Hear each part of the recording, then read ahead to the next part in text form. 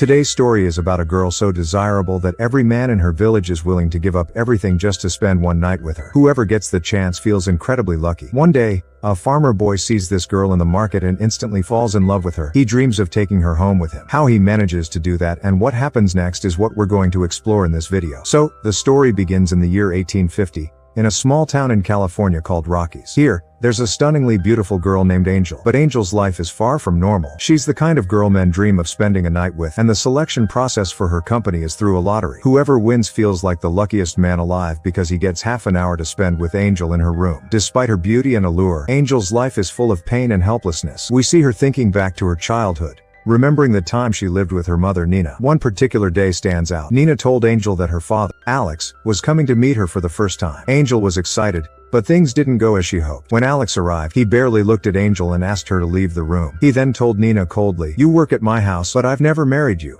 Nor will I ever. I told you I didn't want this child because she's illegitimate." This made Nina furious, but Alex, in his anger, hit her badly before walking out. Angel, listening to all this from outside the room, was heartbroken. Seeing her cry, Nina came out to comfort her. She told Angel, "This is not your fault. I love you more than anything else in this world." A few days later, Nina received a letter from Alex. In it, he told her not to try to contact him again. He also informed her that he had sold the house they lived in. Left with no choice, Nina decided to leave with her daughter. To survive, she went to a jeweler to sell her jewelry. But the jeweler told her that the jewelry was fake and had no value. He then held her hand and said, "You, however, are valuable. If you work for me, I'll give you money and a place to stay." With no other option, Nina agreed. But before letting her work, the jeweler took advantage of her. After that, he made her work so that they could both earn money. But just a few days later, Nina falls seriously ill and passes away. Watching her mother die in such a helpless state, Angel cries a lot but is left all alone in the world. From here, we'll see how Angel goes on to become the most sought-after woman in the city. The story then shifts to the present, where we meet Michael, a farmer. Michael works on his farm alone, is wise and deeply religious. He prays at church daily, and today, he asks God for a life partner, someone who will love him truly and always stay by his side. That same evening, Michael goes to the city to sell his produce. While there, he notices Angel walking around. She instantly catches his attention, and he finds her very beautiful. Curious, Michael asks his friend about her. His friend explains that Angel lives in a grand palace in the city and is the most beautiful and expensive woman here. Men line up just to spend a night with her. Hearing this, Michael feels conflicted, but he decides that her past doesn't matter. He wants to meet her. Later that evening, when Angel finishes one of her shifts, her boss comes to collect the earnings. He's unhappy with the amount and rudely accuses her of hiding money or gold. Angel, furious, starts cursing him. Enraged, the boss begins beating her and tries to drown her in a bathtub. Just then, Duchess, another powerful figure in the place, arrives and stops him. She warns the boss and the guards, saying, "If Angel is hurt, the people waiting outside won't spare you." She orders them to calm down and get Angel ready for her next shift. A little while later,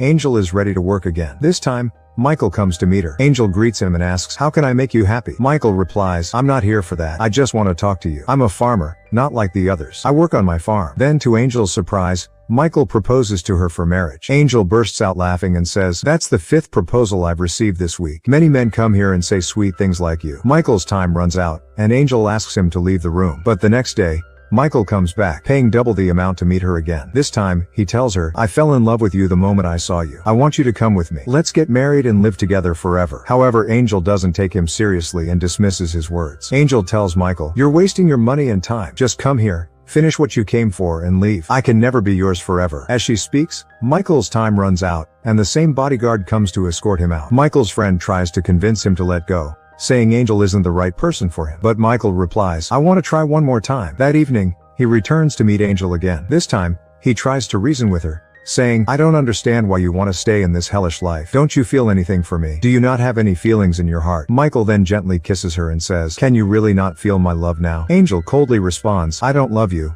and I don't want to marry you. You're just a simple farmer and nothing more." Hurt by her words, Michael silently leaves. The story then flashes back to Angel's childhood. After her mother's death, the jeweler took her to another city, intending to sell her. At this new place, a woman named Sally, who worked there, begged the jeweler to take Angel elsewhere, saying, "This is no place for a child." But the jeweler didn't listen. Instead, he took Angel to the boss's room. Soon after, the boss, Duke, arrived. The jeweler told him, "Take the girl and give me my money." But instead, on Duke's orders, his men killed the jeweler. Angel was terrified seeing this, but Duke calmed her down and said, "From now on you'll work for me." This is how he kept Angel under his control, using fear to make her stay. As the years passed, Angel grew up and Duke forced her into the life of exploitation and abuse, trapping her in this terrible world. Angel had lost all her fear by now and firmly believed that all men were the same. But despite her resolve, she was trapped in her circumstances. One day, Alex arrived at the place she worked, not knowing that Angel was his own daughter. When Alex took her to a room, Angel revealed the truth to him. Shocked and overcome with guilt for ruining his daughter's life, Alex blamed himself and ended his life by shooting himself. Around this time,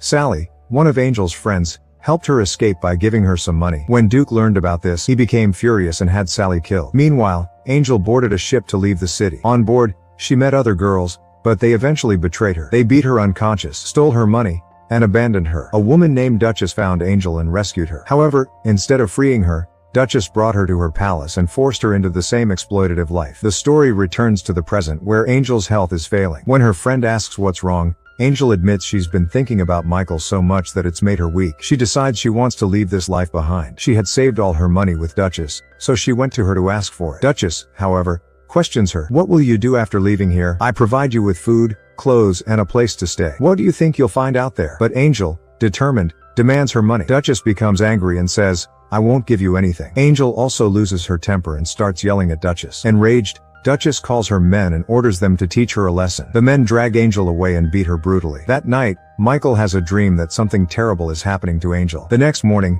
Michael goes to the palace and is horrified to see Angel in such a bad condition. Furious, he confronts Duchess and says, I'm taking her away from here. Duchess replies, she owes me a debt, and she cannot leave without paying it. Michael offers her 3 times the amount of Angel's debt, which Duchess accepts. Michael then gives Angel his mother's ring and asks, will you marry me? Overwhelmed, Angel says yes. Michael takes her back to his farm. Angel's condition is critical due to the injuries. She tells Michael, you spent so much money on me. Michael responds, don't worry about that. I just needed to get you out of that place. Despite this, Angel returns the ring and says, once I recover, I'll pay back your debt and leave. I won't marry you because I won't live as someone's possession. Michael laughs gently and says, marriage isn't about being a possession. He gives her some clothes to wear and Angel asks, are these your wife's clothes? Michael replies, no, they belong to my sister. She passed away a year ago. Now her husband Paul and I live here, though Paul is currently in another town. When Angel tries to stand, she collapses due to her poor health. Michael takes care of her day and night. 3 weeks pass, and Angel slowly recovers. One night,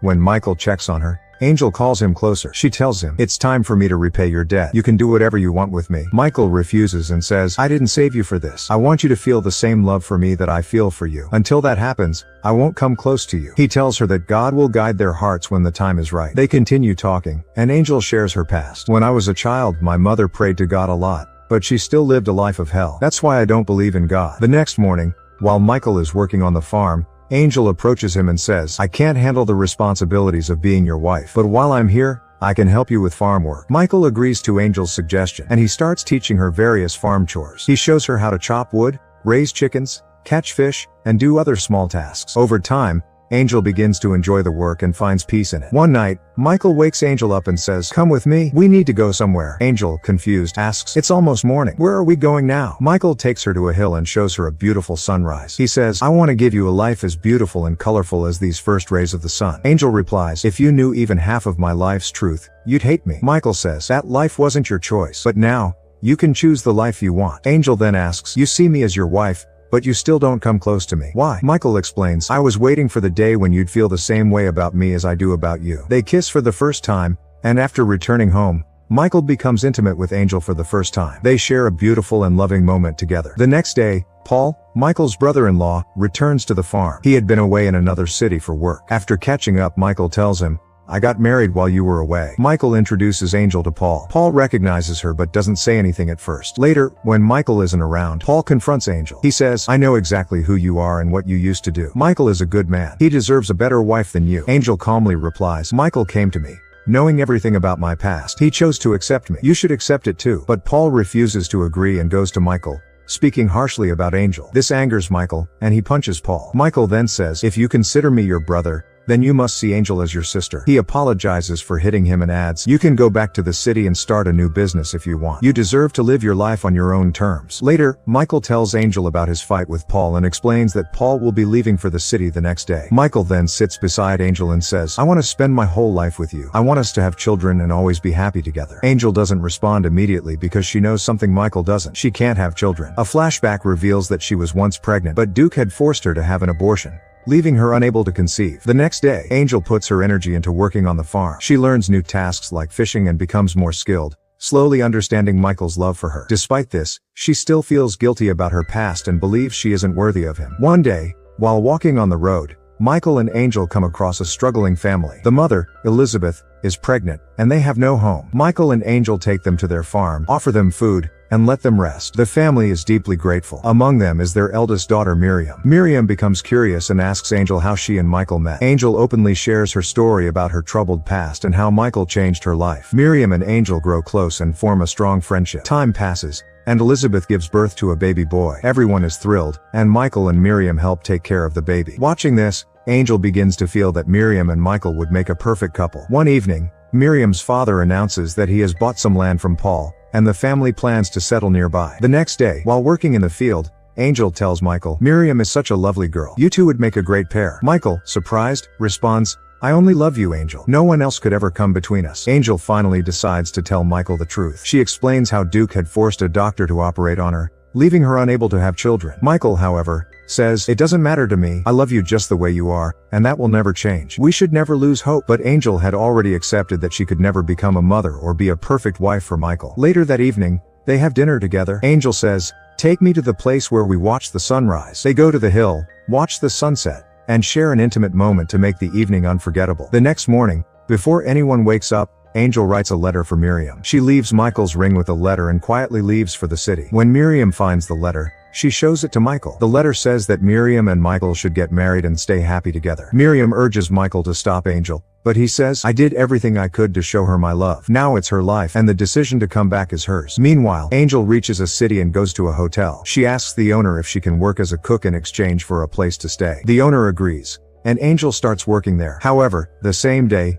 one of Duke's men sees her at the hotel. That night, the hotel catches fire and burns down completely. The next morning, as Angel cleans up the debris, Duke shows up. He is the same man who killed Angel's guardian and forced her into a terrible life. Duke has now started the same illegal work in this city, though Angel is unaware of it. He demands that Angel come with him, but she refuses, saying, "You can't force me anymore." Duke then reveals that he was the one who set the hotel on fire the previous night. He threatens Angel, saying, "If you don't come with me, I'll kill the hotel owner." Helpless, Angel goes with him. At Duke's place, she sees two little girls being forced to work for him, just as he had once done to her. Angel confronts him, saying, "You can't handle grown women, so now you're exploiting little girls?" Enraged, Duke threatens her, "If you try to go against me or escape, I'll kill you. Now get ready. I need to show you off to everyone." That night, Duke takes Angel on stage to present her to his associates. But before he can speak, Angel prays to God for the first time. She says, "If you truly exist, please help me. For these little girls, if not for me, give me the strength to speak the truth." When Duke introduces her,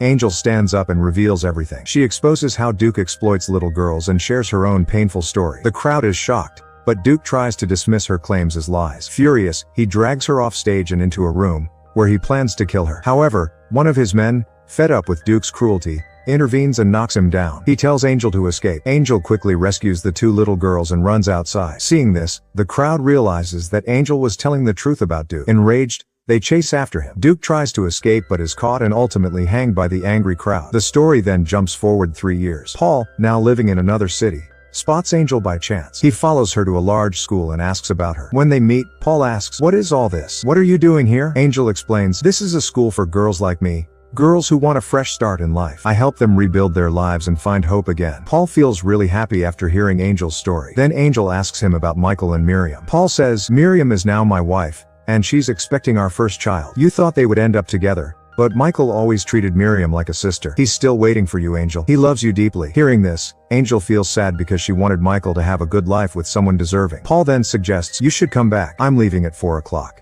If you want, you can join me." Meanwhile, Michael is busy working on his farm when he notices Angel walking toward him. She approaches him and says, "My real name is Sarah, something I've never told anyone. I came back to tell you that I love you and to ask for forgiveness for all the mistakes I've made. I know I caused you a lot of pain." Michael smiles and replies, "It's because of those struggles that we've reached this beautiful moment, and now we're together." He takes out his mother's ring, which he had kept safe all these years, and gives it to Angel. He welcomes her back into his life. They both feel immense joy and share a kiss. The story then jumps a few years ahead. Michael is seen fishing by a lake. Angel, who is now pregnant, walks over with their young son. This shows that Angel has fully healed and found happiness. And with this the story ends. So friends, I hope you enjoyed this story. If you're new to the channel, don't forget to subscribe for more videos like this.